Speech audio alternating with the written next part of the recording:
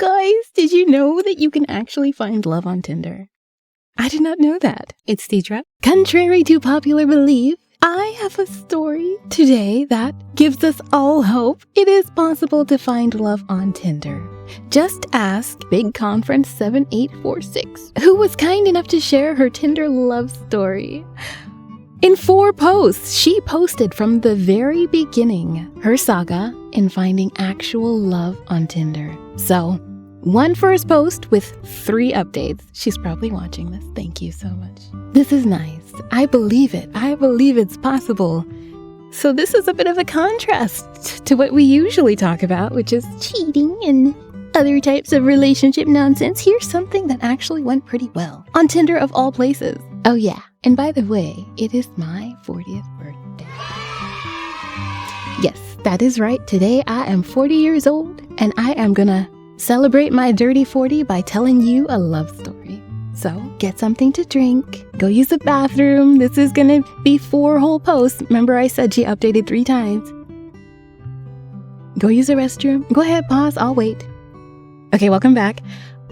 Let's start with part 1 of The Guy with No Legs, a Tinder love story. Guy with no legs. I'm confused. A few weeks ago, me, 30 female, met a guy on Tinder, male 42. I noticed that his pictures were all profile pictures, and what I thought was that maybe he was fat and had a complex about his body. We started talking on Telegram, and the chemistry was instant. So we agreed to go to a park to talk and have ice cream. I suggested a park I like to go to, and he told me that it should have accessibility, since he had a condition. There, he told me about a disease that caused him to have both his legs cut off, and he gets around in a wheelchair, although he also drives his car and lives alone. I told him it didn't matter, and we talked a bit about what happened to him and how it affected him. I really see him as very positive and very normal, apart from the fact that he has been like this for about 15 years now. He came to pick me up in his car. We went to the park, and we really felt the chemistry in person as well. We talked for a couple of hours. Then we went to dinner, and I didn't want to leave. I was thrilled with him, and he really is super self-sufficient. We have a lot in common. We pretty much like the same in almost everything, and we are funny together. He brought me home, and then we continued to talk a bit on chat. Now we talk every day and are planning a second date. We were both delighted. Me, when I think about him, I feel tickled all over my body, and I really feel that I like him a lot. But here comes the but. It is very difficult for me to think about the future. I don't want to have this crush now and then realize that I don't want to be with him, and he falls in love and I leave him. I even thought that as I'm very compassionate, I might be attracted to him because of that, or even out of curiosity. My best friend is bullying me, saying that I always find something bad with the guys I date. But now I literally like the guy who's missing 2 legs.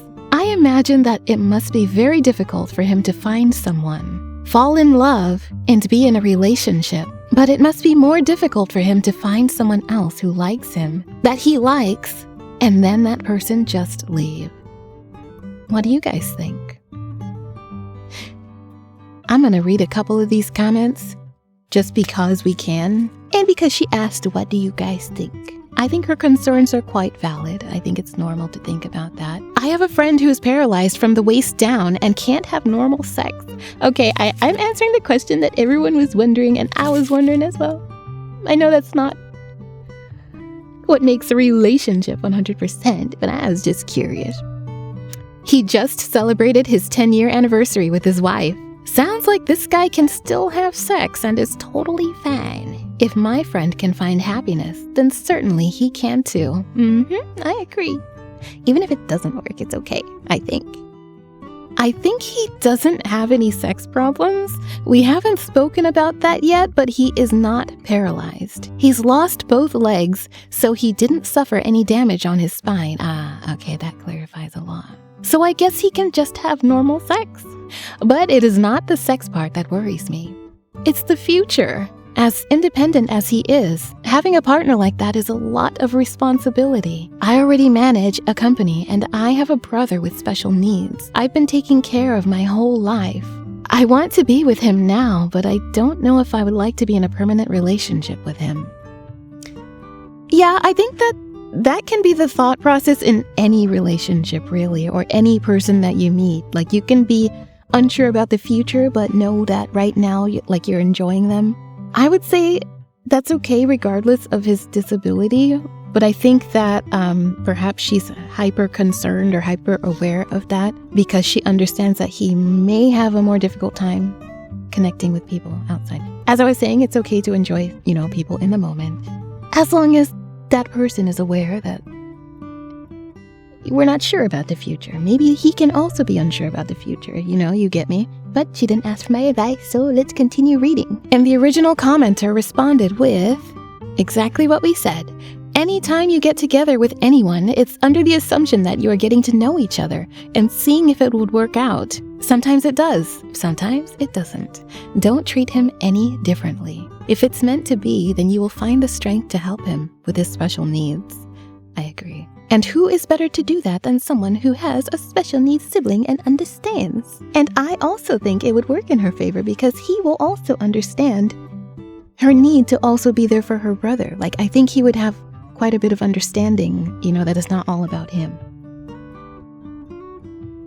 Because brother needs help too. Okay, so let's find another comment here. See, this isn't on Best of Redditor Updates. If it was Best of Redditor Updates, they would already have some comments selected.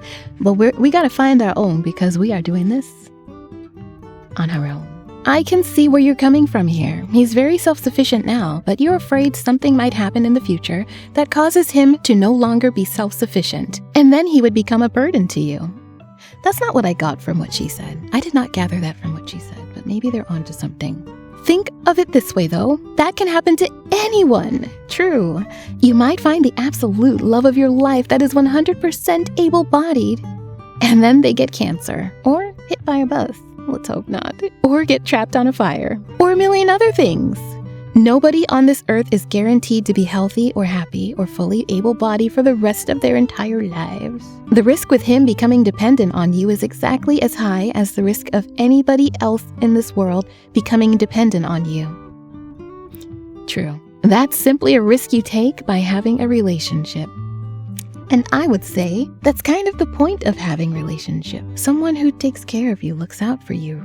Someone you can rely on and also relies on you. It's like you agree to be buddies going through our little existence together. I think that's a beautiful thing. That's why I say it's important to make sure your partner is someone who actually loves you, not someone who is envious of you or jealous of you and wants to destroy you from within. But that's a different video. We are going to focus on this love story. Opie responds with, "Thanks. I'll take the risk because he's really lovely and we are having a great time talking every day and planning our second date. I'm afraid AF. I won't lie, but I guess time will tell." Okay, so it sounds like she really likes him. In summary, she really likes him. Sounds like they're going on a second date. She posted a second update, so we are going to go to post number 2. Guy with no legs. Update! So he came to my house for a movie night. I live on the 5th floor with no elevator, and I was a little bit worried about that. He insisted that I didn't have to come get him downstairs, and he just appeared in my door after I opened from here. I watched through the window, though. I couldn't help it. He parked in my parking lot. He took his chair out. Then he went to the front door. That part I couldn't see from up here, but I'm guessing he just stepped out of the chair, moved it inside the building, and just came upstairs using his hands. When he entered, he asked me to go to the bathroom to wash his hands, and then we went to my bedroom. I'd already cooked some pasta, and we just started to watch a movie. I felt that he was comfortable in my bed with me to his side. We were touching each other very soft and respectfully, and when the movie ended, we kissed. It was natural and amazing. He is a great kisser, I must add. We continued to do that for a while. No sex. And then we called it a night because we both had work today early. She means the next day. which I think it's the next day when she's writing this, I'm assuming. After he got home, he texted me and he told me, "I love you." Now let me put that in context. Our mother tongue is Spanish, so we have two ways to say I love you. Te quiero and te amo. Te quiero is like I'm having feelings for you, and te amo is like love and beyond. So the one he told me was te quiero. I felt it was appropriate, so I said it back, because I really feel like that. Bro, this is so cute. I am no longer afraid. I've seen that he is very independent and he is so cute and handsome and charming, and I only have good words to describe him so far. I really want to move forward with this. This sounds great. Oh my God. Girl, you are giving me hope. I must confess, though, that I got a little scared when he told me I love you, but we are not kids, and we are both having strong feelings for each other. Normally, I would say that's a red flag. Me too. Everything's a red flag for me. But most of the time, just if I'm not feeling the same, and I am, we have both found someone who cares, and we have connected in a special way. I'm happy. What do you think? OMG, it is only the second date and this feels so good. Even just reading this feels good. And this is coming from someone who swipes left on literally everyone. This feels amazing. I'm so happy for her. And I think this is really important as well for people who feel like there's nobody out there for them because of stuff like, having a disability or being short or whatever. No, there's somebody out there who will enjoy something. You see all the crap that people put online and it has a bunch of likes and gets a bunch of, views and stuff. And it's just like, somebody likes that. But to you look at it and it's like, oh, I don't see the value. Just know, no matter what your limitation is or your thing that you think is something that most people won't like, you're not looking for most people. You're looking for one person. In most cases, one person. And you will only find that person if you are willing to put yourself out there and be seen, really. I am so happy for this. So let me read a couple of the comments on this little update we have here of her second date. One commenter says, Spanish speaker here. I don't want to be negative, but in my opinion, the second date is still too early for te quiero. Do you think so? If you speak Spanish, tell me what you think about that. Because I want to know. Not saying he's a bad person or anything, but just be careful not to let yourself get love-bombed or attached too quickly. Yeah, that's true, I guess. We all want to believe in the love story. But this commenter is right, yeah. It's best to get to know each other better first. Yeah. Yeah, she said she was comfortable, but yes. How old was she again? 30 years old, and he's 42. Okay, and I asked that because if she was younger, she's more likely to be less experienced, and maybe that could be a part of why she so quickly says te quiero, if it's not appropriate yet, as far as being safe. Let's see what OP says to that. OP says, I truly appreciate your comment. Trust me, I thought about all that. I'm a very rational person, and as I said in the post, in other circumstances, I would consider that a big red flag. However, I feel the same way. I feel like lo quiero because he is sensitive and has a beautiful soul, girl. And I feel he is being honest. For me, it's hard to find someone to connect with, and I assume it's hard for him as well. So I know that it is only normal that we feel the rush to express the feelings we are having. I'm gonna make an exception for this situation. Typically, I would be like, no, don't do it. But we're gonna make a little exception just because as I read how she feels, I want to believe in our specific case. We spoke about that because 2 nights ago I asked him about saying te quiero too soon, and he said that it was weird, but he didn't want to hide what he was feeling. And he made it clear that it is not te amo. It's just a way to say, I care about you, and I'm fortunate to have found you. I also think that due to his circumstances, he feels comfortable with me because I haven't showed any problems with his disability. And it looks like I don't care and I like him regardless. I don't have any problems with meeting him outside. I'm not ashamed. I'm happy with him, and I guess that might have triggered his feelings even more. But even so, we're taking things slow. And if he's love bombing, so am I. 'Cause I'm not hiding my feelings for him. But I'm fully aware of what could go wrong, and I'm mentally strong just in case. I agree with that so much. That's something I don't feel like I've said on this channel. Not being afraid to take the chance and not let your guard down per se, but rather don't be afraid to give the love that's in your heart, I guess, but do so consciously. Understand that it could go wrong, so you know you're not caught off guard, but I for one am a person in the healing that I've done.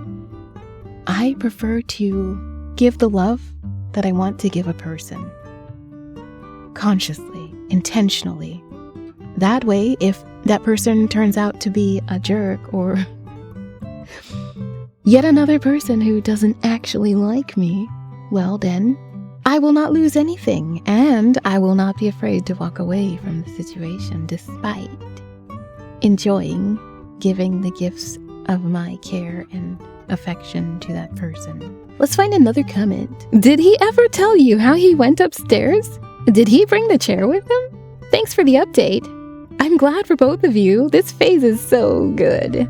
Reminds me of my first days with my boyfriend. He says, "Je t'aime," a few hours after our first kiss, LOL. And he didn't mean I like you.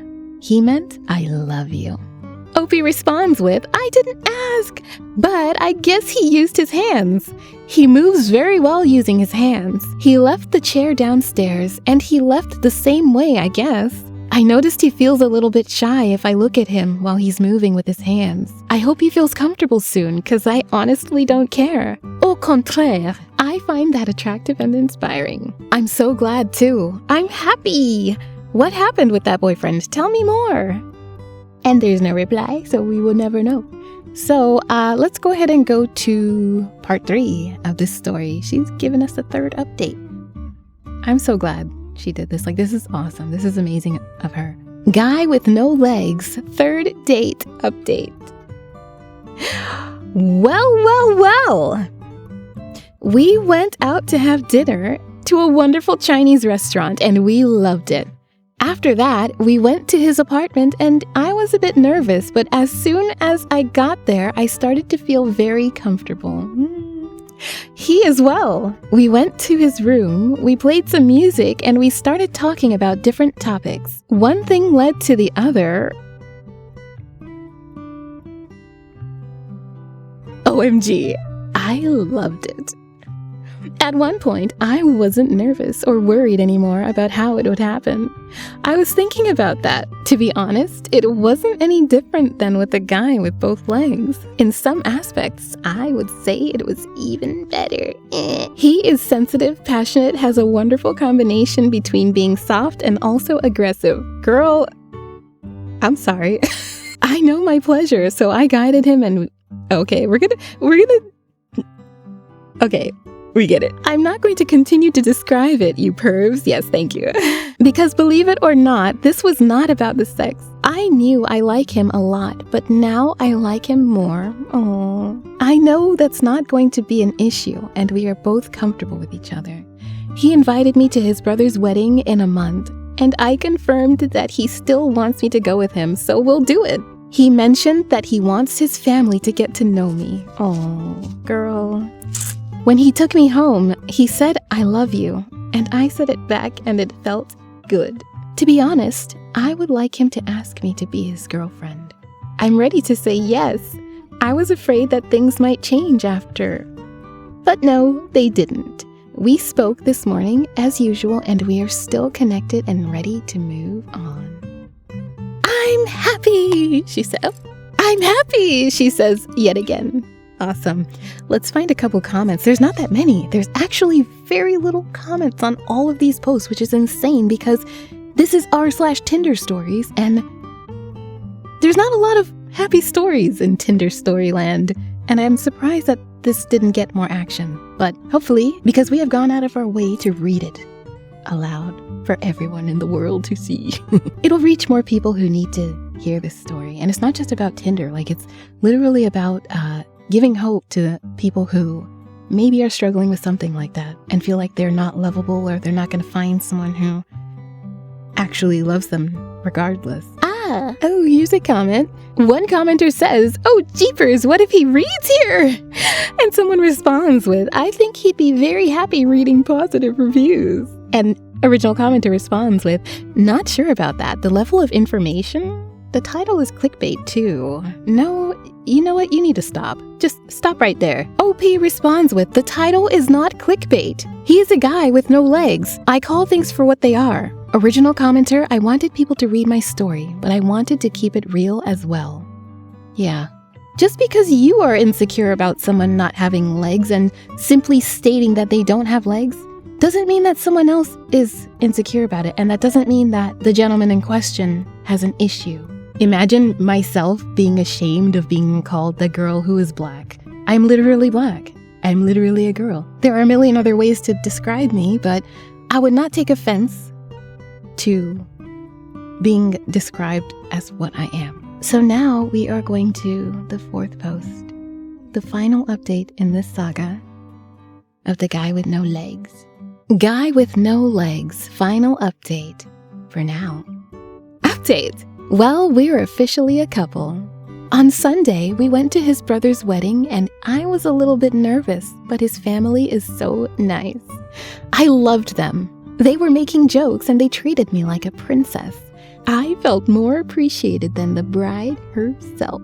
At the end of the wedding, we went to stay in a cabin we rented at the property where the reception took place. It was a beautiful place and we were tired, a little bit drunk, and very silly. We sat at the balcony on the floor, looking to the sky and stars. And there's when he told me that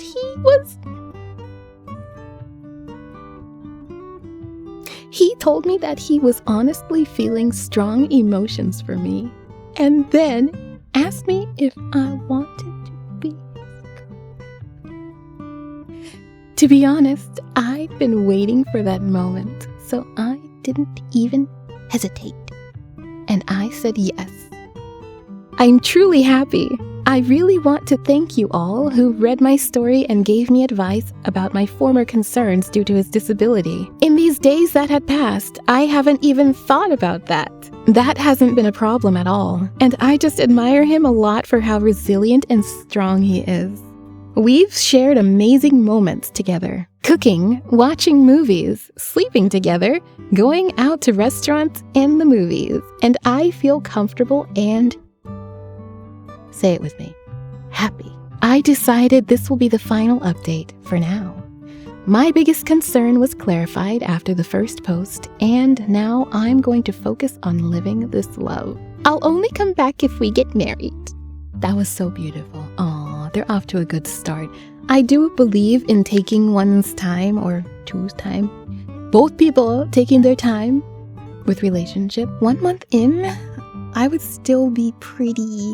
She's already met like his family and stuff. 1 month in really isn't that much for me. Like, I am committed to giving time to something that feels good so far. So if I were to meet someone like she has and, oh, it feels good, this person, you know, is the type of person that I can see myself with at this point in time, then begins the phase of letting time happen, letting time pass, letting time flow, giving both of us a chance to reveal who we truly are, not just the version of ourselves that we put in front of each other in the first few months. Like, I want to see how you act when you are playing video games, you know? Like, I want to see the person I'm interested in their element. No longer, you know, trying not to do the ugly laugh. Like, do the ugly laugh. Like, I want to know what it sounds like. So yeah, typically 1 month, it's kind of quick. I will say that it is kind of quick. But it sounds like, based on some of the comments, I know I didn't read all of them, but it looks like there were some comments where she was quite clear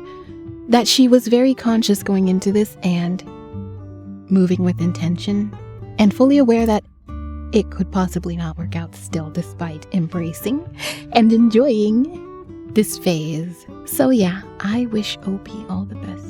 OP, thank you for letting me read this. Thank you for letting me share this story, because I think this can give hope to anybody, not just people with disability, anyone who has anything that they think might cause them to not be able to succeed on a dating app. And dating apps are designed to not allow you to succeed. I'm just going to be real. Like, they're not in the business of helping you get off the app. They're in the business of generating as much money from you as they can. And unfortunately, I strongly do believe that it is very rigged, especially the apps that say, oh, our system is learning your type. You know, as you're swiping through, our system is learning the type of people that you want to see. Because you know what happens after that? You no longer see the people that you consider your type. Instead, what it does is it will take your type and dangle it in front of you like a little carrot to get you to pay money however they can. And every app is different in how they do that, but I think they all pretty much follow the same blueprint here. So if you're not having any luck on apps, just know it's not always your fault. I know that people like to post like their profiles on Reddit for feedback, and I think that's a great idea. I love to give feedback on profiles. Like I enjoy helping people put their best foot forward, you know, and perhaps find some love there. But just know these apps aren't designed to help you. You're not going to get help for free. The more money you put into the app, the more inclined they are to actually show you what you're looking for and allow you to connect to what you're looking for. But also consider, if you are paying, they want to keep the paying customer around as well. So good luck with that. I'm done with apps personally. And that is all. Thank you so much for hanging out with me on my Dirty 40 birthday. I hope you enjoy this story. Again, OP, what was your name? Big Conference 7846, thank you. All the best in your journey with your new partner here. And yeah, and I look forward to those wedding photos. Yeah!